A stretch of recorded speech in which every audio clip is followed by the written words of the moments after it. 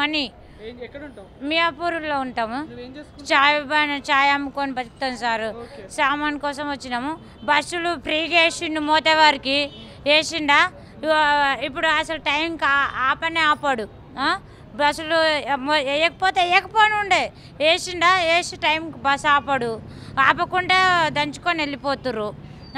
మళ్ళీ రైతు బంధు లేదు, ఏం లేదు. గ్యాస్ బుక్ చేసిన గ్యాసులు అమ్మకుండా అక్కడ నుంచి పైనుంచే రాకొచ్చిందని చెప్తున్నారు.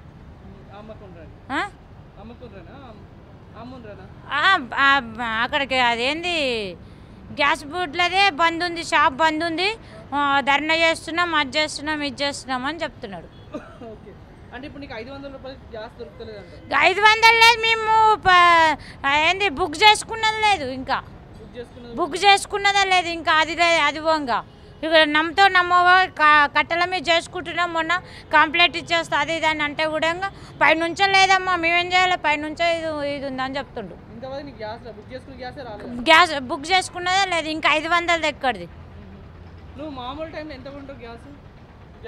అది బుక్ చేసిన దాన్ని 920, 950 అట్లా వస్తుండే అప్పుడు. ఇప్పుడు ఏది లేదు, ఇక బుక్ చేసి ఇప్పుడు 10-15 రోజులు అవుతుంది. నాకు పెన్షన్ రాదు బెట్ట. నేను భర్తుండగా ఎందుకు వస్తుంది? ఒక 2500 ఏ తొక్క ఏది లేదు అని ఇంట్లో మనవాడాన్ని అనవసరంగా తెచ్చారు.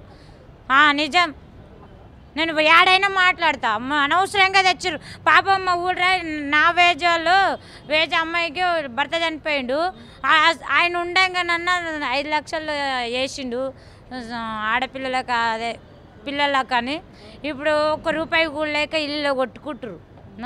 అట్లా లేదు, ఇట్లా లేదు. పని అనవసరంగా తెచ్చిర్రు ఏదివని. ఇక ఊళ్ళల్లో పడగొట్టరు. అత్తే తెలివని ముండ కొడుకు సిటీలో మొత్తం తీసుకొచ్చినాము. నాకు మియాపూర్ ఇక్కడ ఆయన ఎమ్మెల్యే సాబ్ ఉందిగా, ఆయనకు వేసి మేము టీఆర్ఎస్నే తీసుకొచ్చినాము. నేను ఇప్పటికైనా వాడు ఇయ్యకు సావని, కానీ నేను టీఆర్ఎస్కే వేసిన. కానీ ఈ బాడకవు ఇస్తలేడు, సస్తలేడు. ఓకే, నీ పేరమ్మా? నా పేరు సుధా. ఏం చేస్తుంటారు? నేను హౌస్ వైఫ్నే. ఎక్కడ ఉంటారు? ఉప్పల్లో ఉంటాం. ఈ ఫ్రీ బస్ పెట్టడం వల్ల లేడీస్ సీట్లలో ఆల్రెడీ లేడీస్ కూర్చోడం కాక జెంట్స్ సీట్లలో కూడా కూర్చుంటారు, మీరేమంటారు? చాలామంది అట్లనే చేస్తుండ్రు. దీనివల్ల కొట్లాటలు అవి ఇవి కూడా అవుతున్నాయి. అలా అంటే ఫ్రీ బస్ ఇచ్చే బదులు కొంచెం పెట్రోల్ డీజిల్ తగ్గిస్తే అందరికీ ఉపయోగపడేది. అలా కాకుండా ఫ్రీ బస్సులు పెట్టి అవసరానికి మించి వెళ్తున్నారు అందరు కూడా. మామూలుగా ఎప్పుడన్నా ఊరికి వెళ్ళాలన్నా కానీ బస్సులు దొరకట్లేవు. మొన్న నేను భువనగిరి వెళ్ళాలంటే చాలా ఇబ్బంది పడినా. ఎక్స్ప్రెస్ అయితే మామూలుగా లాంగ్ టూర్లో తీసుకెళ్తున్నారు. ఇంకా మామూలుగా ఆర్డినరీ వెళ్ళాలంటే ఇబ్బంది అవుతుంది.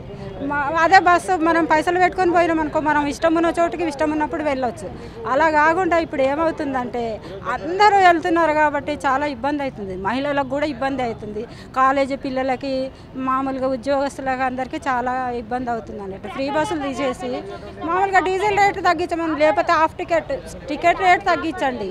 అలాంటప్పుడు ప్రభుత్వం బాగుంటుంది. అందరికీ ఉచిత పథకాలు ఇచ్చి ఎన్ని పథకాలని ఏం చేస్తావు, అమలు చేస్తావు? ఎందుకు ఉచిత పథకాలు ఇవ్వడం చాలా వేస్ట్. కష్టపోతులందరినీ కష్టం లేకుండా తయారు చేస్తారు. మీరు సోమరిపోతుల్ని తయారు చేస్తుంది రాజ్యం తప్ప ఏమీ లేదు.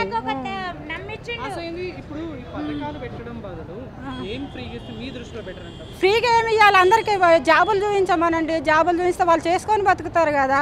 అందరికీ ఫ్రీ బస్సులు ఇచ్చి ఎవరైనా మనకి ఏదైనా పని చెప్తే కూడా రావట్లేరు.